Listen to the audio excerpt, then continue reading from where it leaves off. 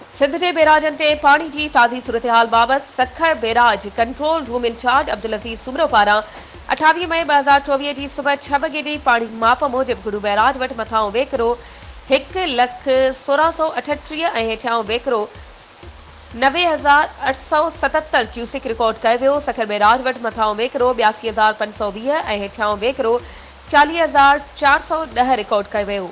अहिड़ी रीत कोचड़ी बैराज वट बि पाणी चाड़ अची वियो। मथां वेकरो 15,110 ऐं डाउन स्ट्रीम 590 क्यूसिक रिकॉर्ड किया वियो आहे।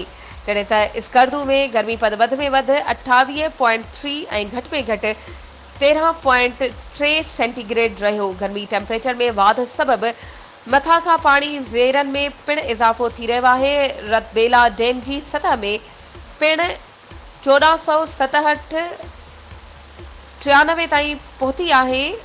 पाणी वहिकरनि में इज़ाफ़ो थियण करे सखर जे कचे वारे इलाइक़े बंडी धारे जा शाबेलो ऐं ॿियनि इलाइक़नि में ज़मीननि ऐं रस्तनि में पाणी अचण करे कचे जे रवासियुनि जो ॿेड़ियुनि ज़रिए अचवञ शुरू थी वियो आहे।